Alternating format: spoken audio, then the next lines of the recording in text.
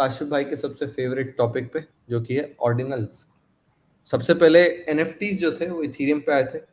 उसके बाद उन एनएफटीज को बिटकॉइन ने अपने उस पे लाने की कोशिश की, और उनके पास टेक्नोलॉजी नहीं थी उसको लाने की। It is not a smart contract programmable language blockchain. Bitcoin is not a smart contract programmable blockchain, और इसीलिए उनको ऑन चेन एनएफटी के चीजें इंस्क्राइब करनी पड़ती है इनसाइड द ब्लॉक, और उसके कारण क्या फीस भी बढ़ती है। जो ऑन चेन फीस होती है बिटकॉइन की वो भी बढ़ती है, and there are lot of problems that happen around. पर उसके कारण एक एनएफटी बिटकॉइन के अंदर इंस्क्राइब हो जाती है। एक हैकी तरीका है बिटकॉइन को एनएफटी के इकोसिस्टम में लाने का, और उसका नाम ऑर्डिनल्स था। ऑल्दो उसकी वेव अब काफी हद तक ठंडी पड़ गई है, बट किसी इंसान ने उसी टेक्नोलॉजी को यूज करके इथीरियम पे लाया, और वो इंस्क्राइब करके कॉल डेटा की मदद से उस एनएफटी को के नॉन फाइनेंशियल ट्रांजैक्शन क्या होते हैं? जैसे एनएफटी एक इथीरियम का है तो एक फाइनेंशियल ट्रांजैक्शन है, वो हमेशा ट्रांजैक्शन के अंदर, ब्लॉक के अंदर इंक्लूडेड होता है।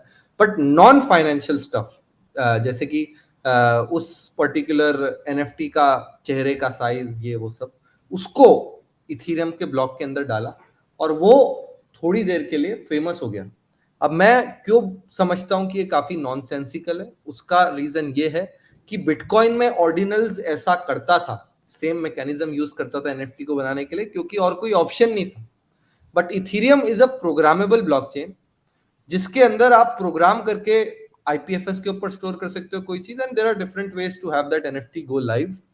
उसकी मदद से अगर वो टेक्नोलॉजी एग्जिस्ट करती है तो उसको यूज करो।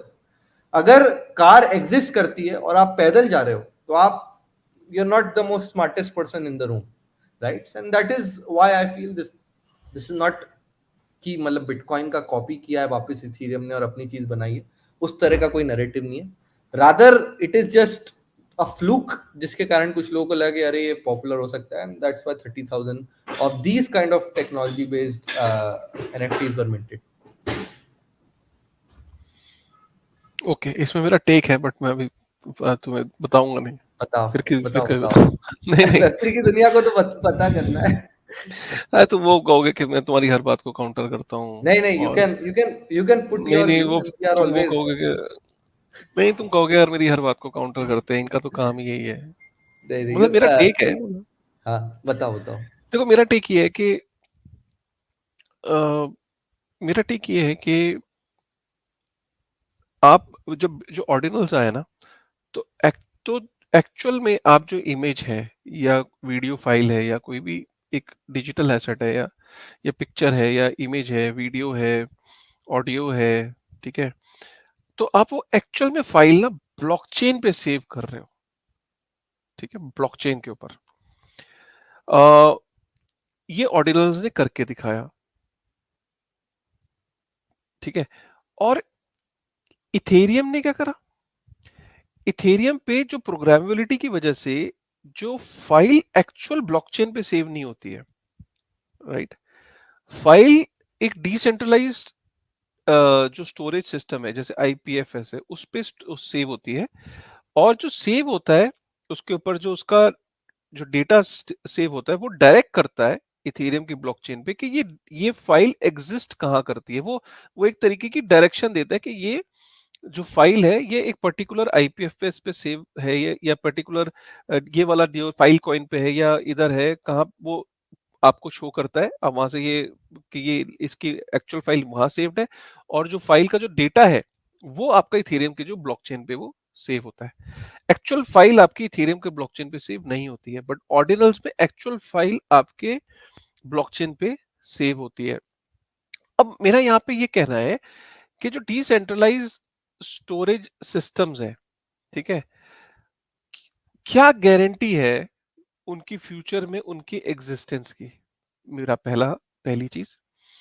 दूसरी चीज, क्या वो इतने ही डिसेंट्रलाइज है जैसे कि जितना इथेरियम है?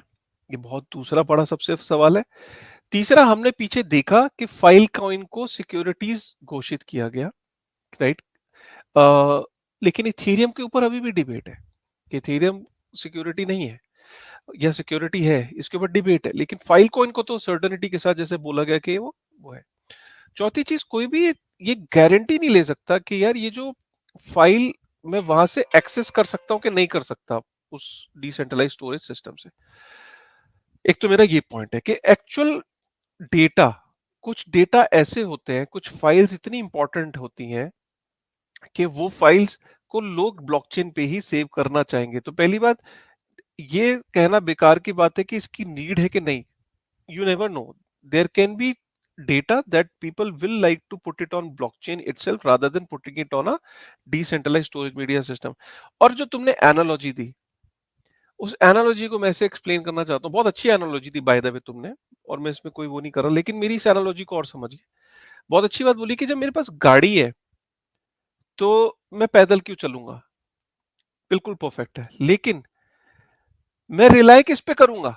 मैं रिलाय फिर भी अपने पैदल चलने की क्षमता पे करूंगा। क्यों? क्योंकि गाड़ी का तेल खत्म हो सकता है, गाड़ी के अंदर कोई टेक्निकल फॉल्ट आ सकता है, गाड़ी का एक्सीडेंट हो सकता है, गाड़ी बर्फ के अंदर फ्रीज हो सकती है, गाड़ी के टायर बर्फ में फ्रीज हो सकते हैं, आगे बाढ़ आ गई तो गाड़ी पानी में नहीं जा सकती। लेकिन पैदल मैं कोई ना कोई सोल्यूशन निकाल लूंगा। मैं पैदल अपने ऊपर ज्यादा रिलाई कर सकता हूँ।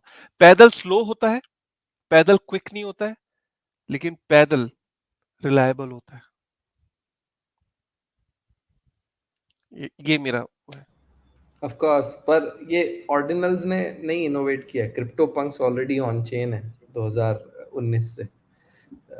तो like you know that exist, but of course what I feel is that या जो काशिफ भाई ने बोला एकदम सच है। एंड अगर आप फाइल डेटा सोर्सेस की बात करो, आरवी या फाइल कॉइन, उतने डिसेंट्रलाइज नहीं है। तो it is in a way a good way to think about decentralised, fully decentralised, non मतलब एकदम ट्रस्टलेस एनएफटीज अगर आप बनाओ तो ऑर्डिनल के तरीके से बना सकते हो। और इथीरियम के ऊपर ये ईथ स्क्रिप्ट्स लैंड नाम का एक प्रोजेक्ट करने की कोशिश कर रहा है। So that's a good way to put it.